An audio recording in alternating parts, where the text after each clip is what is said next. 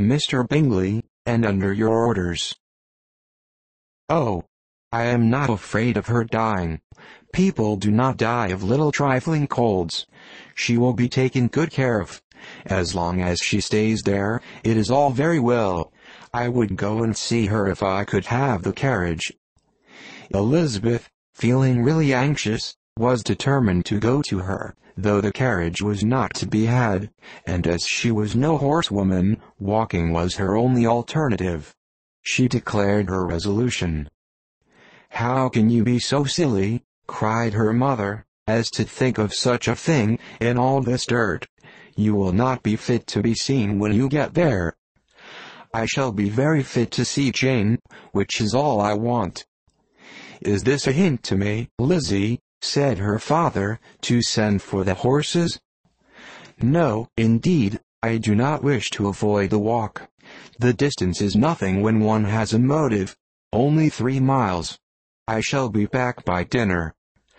"I admire the activity of your benevolence," observed Mary, "but every impulse of feeling should be guided by reason, and, in my opinion, exertion should always be in proportion to what is required."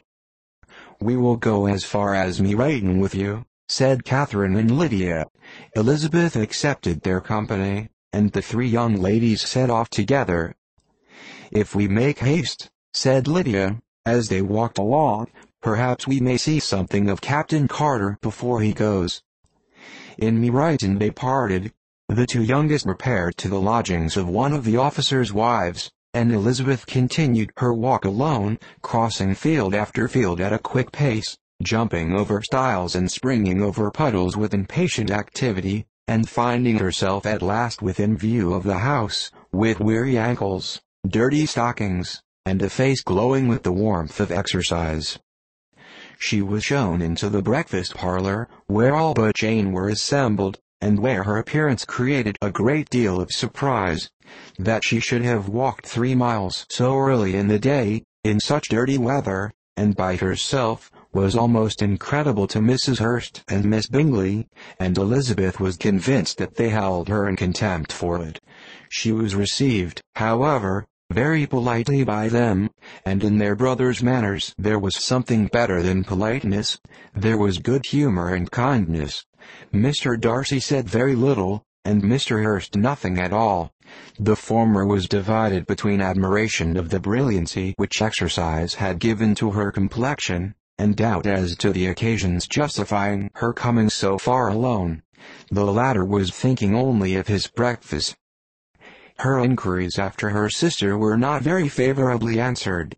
Miss Bennet had slept ill, and though up, was very feverish, and not well enough to leave her room. Elizabeth was glad to be taken to her immediately, and Jane, who had only been withheld by the fear of giving alarm or inconvenience from expressing in her note how much she longed for such a visit, was delighted at her entrance.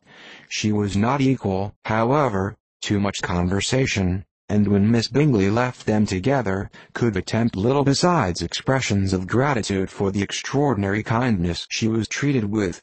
Elizabeth silently attended her. When breakfast was over they were joined by the sisters, and Elizabeth began to like them herself, when she saw how much affection and solicitude they showed for Jane. The apothecary came, and having examined his patient, said, as might be supposed, that she had caught a violent cold, and that they must endeavor to get the better of it, advised her to return to bed, and promised her some draughts. The advice was followed readily, for the feverish symptoms increased, and her head ached acutely. Elizabeth did not quit her room for a moment, nor were the other ladies often absent.